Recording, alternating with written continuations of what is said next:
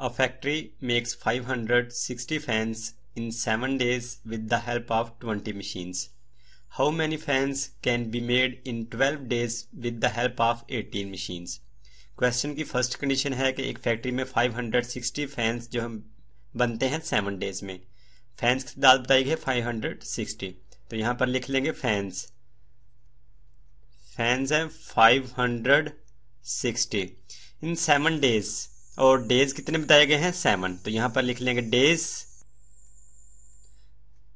हैं 7 with the help of 20 machines, और machines हैं 20। यहां पर मशीन्स लिख लेंगे, मशीन्स होंगी 20। How many fans can be made in 12 days? पहले डेज 7 थे, अब डेज 12 हैं, तो 12 डेज हो गए with the help of 18 machines. पहले 20 मशीन्स थी, अब मशीन्स हो गई हैं 18।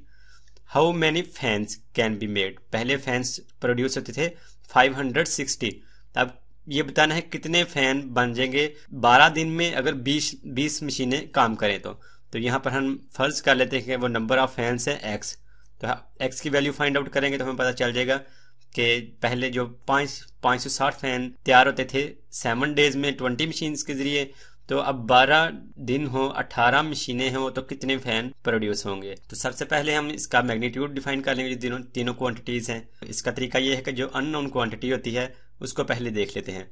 तो इस क्वेश्चन में अननोन क्वांटिटी है जो है वो है फैंस, क्योंकि फैंस में जो अननोन जो टर्म है वो एक्स है, हमने एक्स की वैल्यू फाइंड आउट करनी है, तो फैंस वाली जो क्वांटिटी है ये अननोन है। तो जो अननोन क्वांटिटी होगी उसको बारी बारी बाकी जो दो क्वांटिटीज है उनके साथ उनका रिलेशन देखना है कि उनका रिलेशन दूसरी जो क्वांटिटीज हैं उनके साथ डायरेक्ट रिलेशन है या इनवर्स रिलेशन है। तो पहले फैंस वाली क्वांटिटी जो यानी कि जो अननोन क्वांटिटी है उसका डेज वाली क्वांटिटी से उसका रिलेशन देख लेते हैं। तो अननोन क्वांटिटी और दूसरी क्वांटिटी का रिलेशन जब इसका देखेंगे तो जो थर्ड क्वांटिटी होगी उसको हम फिक्स कर लेंगे। सपोज कर लेते हैं 20 और 80 है, इसको हमने नहीं देखना, हम मशीन्स की तादाद बताई गई है इसको हम फिक्स कर लेते हैं। हम फर्ज कर लेते हैं कि ये नंबर ऑफ मशीन्स है 10, ठीक। तो 10 मशीन्स हो तो 7 डेज में 560 फैंस प्रोड्यूस करती हैं। अब मशीन्स 10 ही हैं और 12 डेज हैं, जो डेज हैं वो इंक्रीज हुए हैं, इसलिए इसको हम अपवर्ड एरो से शो कर देते हैं। डेज इंक्रीज हुए हैं, 7 डेज में 10 मशीन्स 560 फैंस प्रोड्यूस करती हैं और 12 डेज में 10 मशीन्स, इसका मतलब है कि वो ज़्यादा ही होंगे, 560 से ज़्यादा प्रोड्यूस करेंगे क्योंकि डेज ज़्यादा हो गए हैं, मशीन उतनी है। तो ये वाली जो क्वांटिटी है यहाँ पर जो नंबर आएगा 560 से ज़्यादा ही होगा। ये वाली जो क्वांटिटी है ये भी इंक्रीज हो रही है, इसलिए इसको भी अपवर्ड एरो से इसको शो कर देते हैं। ये तो आ गई अननोन क्वांटिटी और डेज वाली क्वांटिटी के दरमियान क्या रिलेशन है, वो हमें पता चल गया कि एक क्वांटिटी के इंक्रीज होने से दूसरी क्वांटिटी भी इंक्रीज हो रही है, यानी कि इनमें डायरेक्ट रिलेशन है।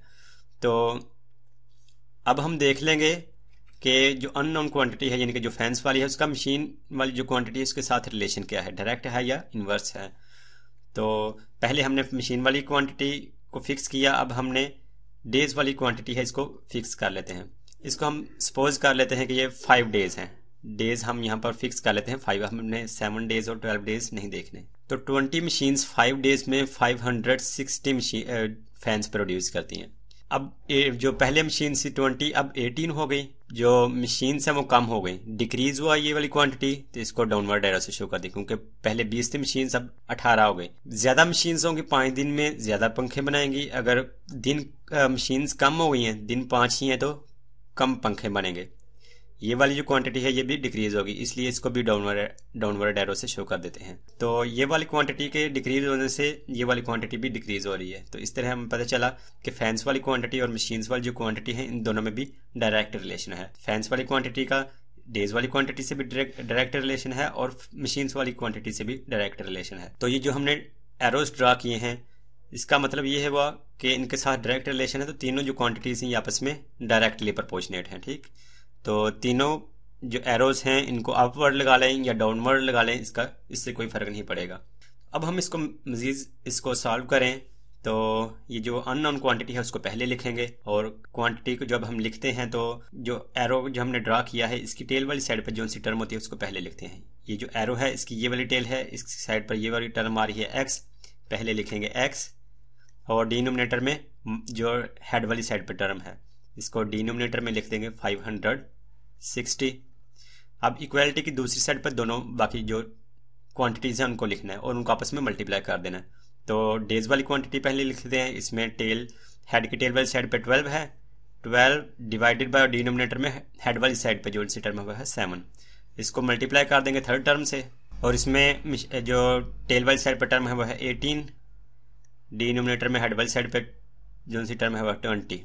अब इसको सिंप्लीफाई करें तो इधर हमने बस x की वैल्यू फाइंड आउट करनी है। जो डिनोमिनेटर में 560 इसको ख़त्म करना है, क्योंकि x की वैल्यू इसलिए हमने फाइंड आउट करनी है क्योंकि हमने यहाँ पर सपोज किया हुआ है कि वो नंबर ऑफ फैंस हैं x। तो x इज इक्वल टू ये वाला जो 560 है इसको इक्वालिटी की दूसरी साइड पे ले जाएंगे। तो पहले ये जो लिखा हुआ है 12/7 मल्टीप्लाई बाय 18 ओवर 20। तो ये 560 जो है इधर डिनोमिनेटर में है, डिवाइड हो रहा है, इधर आके इक्वालिटी की दूसरी साइड पे आएगा तो ये मल्टीप्लाई हो जाएगा 560। अब इसको मज़ीद सिंप्लीफाई करें तो ये वाला 0 इस 0 से कैंसिल आउट हो जाएगा और 2 1 टाइम 2 28 टाइम 56 और 7 1 टाइम 7 और 7 4 टाइम 28। अब हम ये 12 मल्टीप्लाई बाय 18 मल्टीप्लाई बाय 4 इसको कैलकुलेटर की मदद से इसको मल्टीप्लाई कर लेते हैं। 12 मल्टीप्लाई बाय 18 मल्टीप्लाई बाय 4 तो ये आ जाएगा 864। x इज इक्वल टू 864 और अगर हम यहाँ पर इसकी वैल्यू पुट करें x की 864 तो इस तरह हमें पता चल जाएगा कि अगर कोई किसी फैक्ट्री में 560 फैंस प्रोड्यूस होते हैं 7 डेज में 20 मशीन्स की मदद से, तो 18 मशीन्स हो और 12 डेज हो तो 864 वो फैंस जो हैं वो उस फैक्ट्री में बन सकते हैं।